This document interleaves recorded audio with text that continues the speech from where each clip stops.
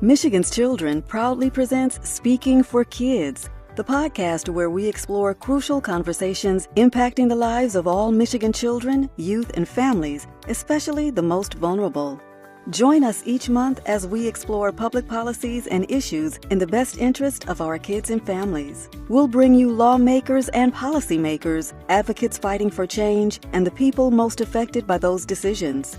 With our host, Matt Gillard, President and CEO of Michigan's Children, we'll invite you to become engaged too and show you how to take action on what matters most to you. Episodes are recorded live and shared virtually on YouTube and the audio hosting sites Apple Podcasts, Google Podcasts, and Spotify.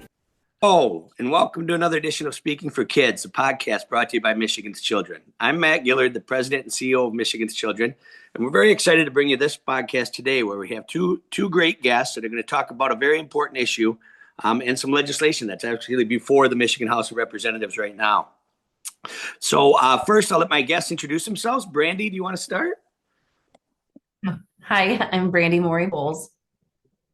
Excellent. And Representative Angela Rigas. Hi, good morning. Representative Rigas here from the 79th District. Excellent. Well, first of all, thank you both for joining us to talk about this important issue.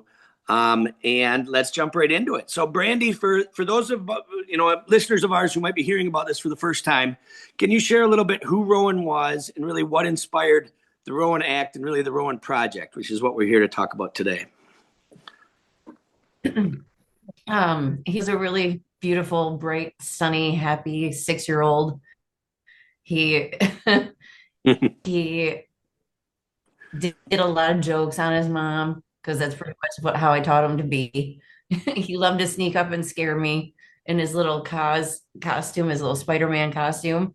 I'd get up in the morning and see him sneaking up the stairs to come scare me, so I'd run back into bed so he could get me. He loved to play PGA Junior. He golfed with all of his siblings. He learned how to swim. He was a happy kid, and he's very missed. Yeah, I'm certain. So what many people aren't maybe familiar with the term filicide. So maybe you can explain what it means and kind of why we're raising around this. Rowan passed away from filicide, which it is parental or custodial murder, a year and 3 months ago.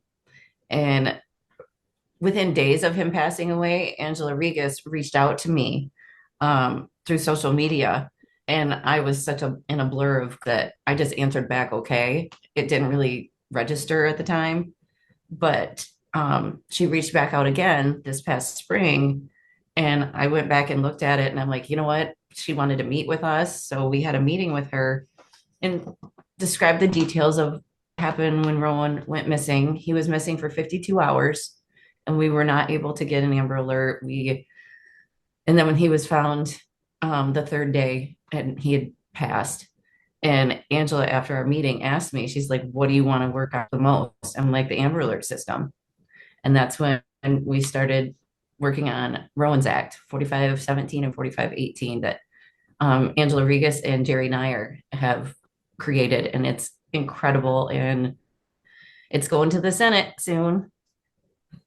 Yeah, and it's a great legacy, really, for Rowan, right? So Representative Rigas, let's talk about it a little bit. Yeah. I mean, this seems like it would make so much sense, right? We have the Amber Alert. People are familiar with Amber Alerts. We get them on our phone. But let's talk a little bit about this particular situation and what the legislation especially is aimed at. Okay, so I talked to Jerry, Representative Nyer. Rowan was murdered in Representative Nyer's district. Brandy is my constituent here in Caledonia. So it just made sense for Rep. Nyer and I to work together and tackle this together. And the Rowan Act essentially, well, let's back up and talk about the process that currently is in place. If your child is missing and it's from a custodial kidnapping or a parental kidnapping, there will be no Amber Alert. Amber Alert does not cover that. And for the life of me, I don't understand why. And then you have to get a judge order to send deputies to get the child. Well, there's already a court order the custodial agreement is already in order. So why are we duplicating orders, which takes valuable time away from checking on this child to make sure the child is okay, and if not, addressing the situation. So I was following the story here in my community that there was a boy who was missing. It was all over the news. And I did not know Brandy. I saw her name. I looked her up on social media, sent her a message like, I'm praying for you. I don't remember what I said. And she said, okay. And I knew that in my heart as a mom that we needed to figure out a way to make this change, because it's not just Rowan. There's other kids in Michigan. There's other kids around the country that are getting murdered by their parents, by their custodial parents, step parents, whatever. Either way, they're not entitled to an Amber Alert. Why?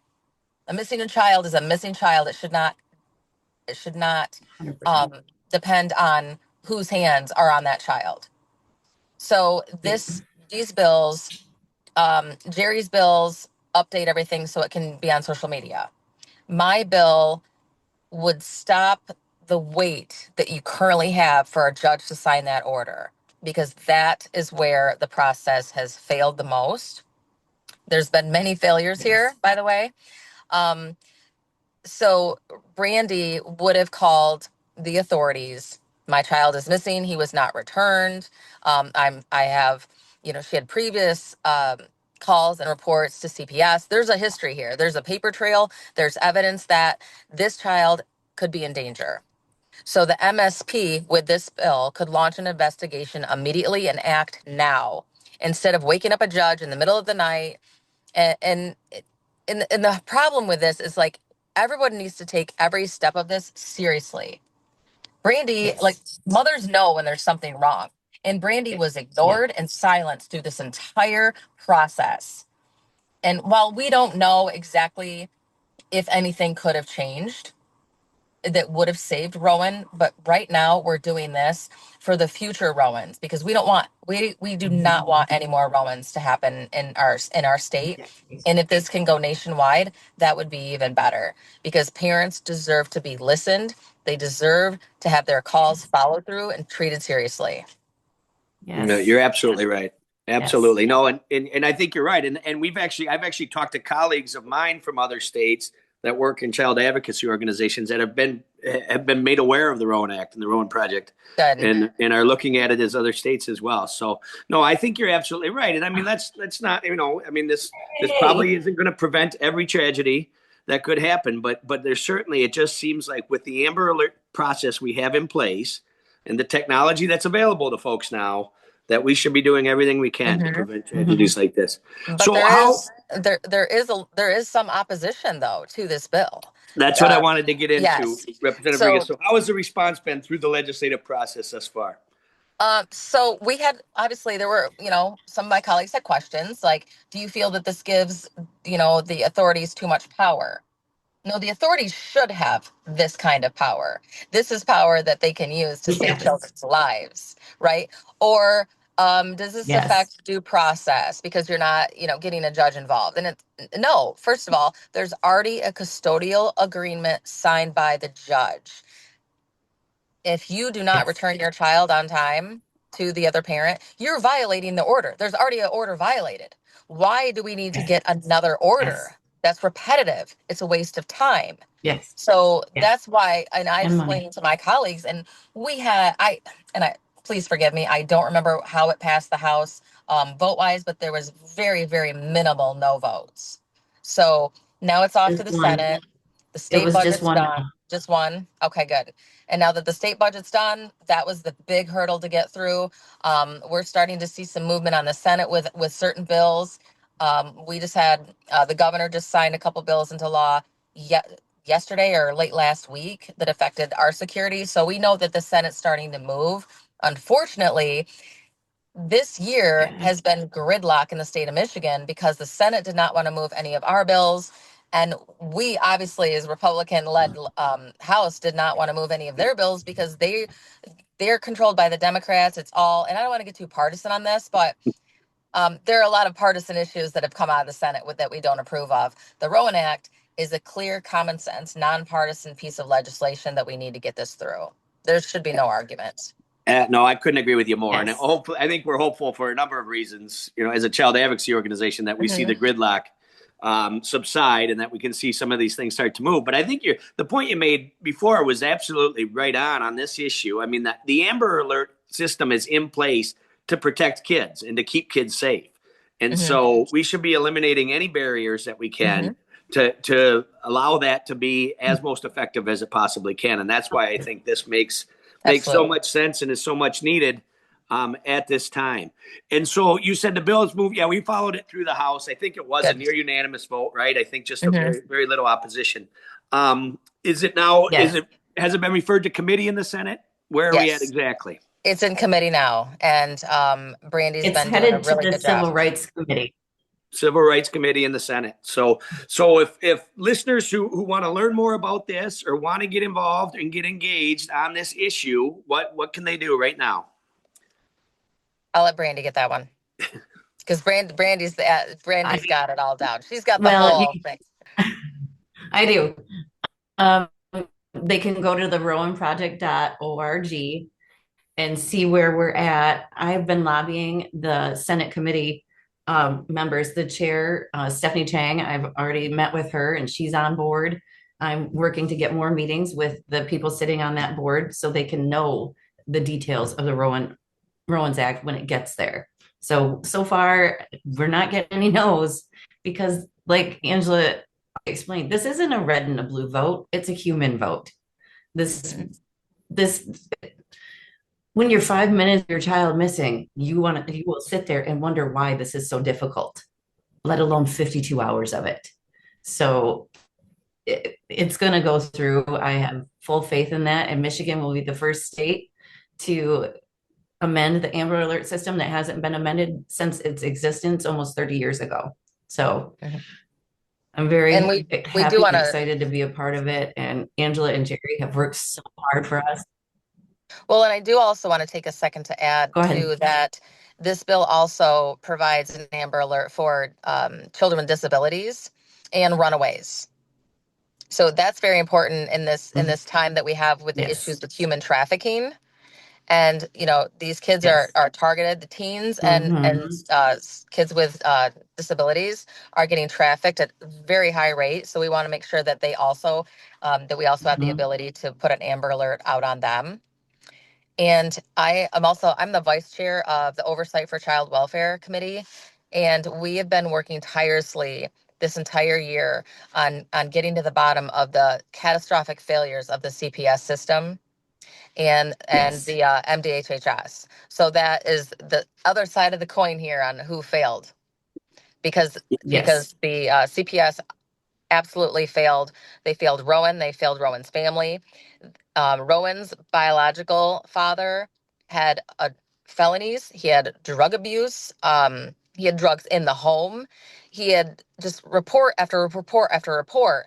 And they closed this case after a week? Was it a week, Brandy? Yeah.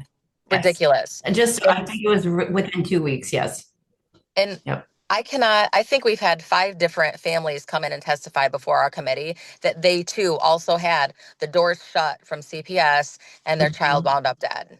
So we've had enough. No more of this. We want to reform CPS. Yep.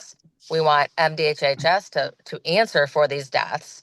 And then there's been no investigations. There was 140 kids had died in Michigan, and no investigation was launched afterwards when there was a possibility of abuse or neglect. So we're peeling it back. We're exposing it. Yeah, and we certainly appreciate the work that you're doing on that. And there is a lot of change and reform needed at CPS and with DHHS.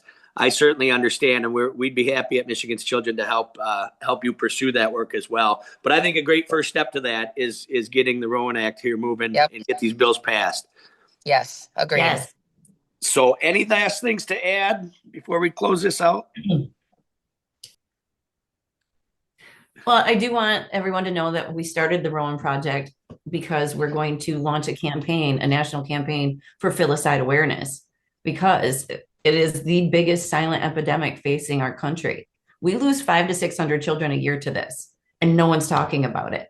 So we're working hard on that. And I know we had Arizona has reached out to us about Rowan's Act. I just recently was in Tennessee and I reached out to their reps. So I'll take it to every state if I have to. And we know you will. That's great. Yes. That's great. Well, your passion is needed and much appreciated, certainly. So once again, anybody who's interested in this, the rowanproject.org. You can also find information. We'll have links to that on our website at michiganschildren.org as well. And please reach out to your senators and let them know that these bills are important, and we'd love to see them pass here in the next month. So they need to contact Senator Winnie Brink's office and make sure that advocate for a hearing on this bill, because she is the majority leader. Everything will go through Senator Brinks. Yeah. So, well, yes, advocate the senators, advocate the committee chair, the committee members, anything to get them familiar with this bill. So when it does come to the floor, they already know it. They've already seen Brandy's face. They know the story. They've seen Rowan's face. It's going to be very, very hard to vote no when you've met Brandy and you've seen that little boy's face, and he should be here today, growing into an even, being a teenager someday and whatnot. But the buck stops at Winnie Brinks, at Senator Brinks' office. So contact her, demand a hearing. And Senator Chang, and I'm glad it's in front of Senator Chang's committee. She's been very responsive and good on a number of issues we've worked with. She has. She has. And here I want to thank Brandy again for your passion on this issue and for all the work you're doing. And I want to thank Representative Rigas for your passion and effort on this issue as well. And please, anybody listening who wants to get engaged, check out the rowanproject.org, or you can find links to that and follow the bills on our website at michiganschildren.org as well. So I'm Matt Gillard, once again, President and CEO of Michigan's Children, and thanks for tuning in to another edition of Speaking for Kids, the podcast brought to you by Michigan's Children. Thank you so much. Appreciate it. Thank you. Thank you. You've been listening to Speaking for Kids, the podcast for Michigan's Children with host Matt Gillard. Thanks for joining us. To explore these and other issues relevant to our state's children, youth, and families, and to build your advocacy muscle, go to our website at www.michiganschildren.org. You'll find links and news about past and future podcast topics under our Resource tab and action alerts under the Take Action tab. Find and like us on Facebook and Twitter. And Stephen Wallace produced this podcast. Contact them with your questions and ideas for other topics. Michigan's Children is a nonprofit advocacy organization, an independent voice working to reduce disparities in child outcomes from cradle to career through policy change.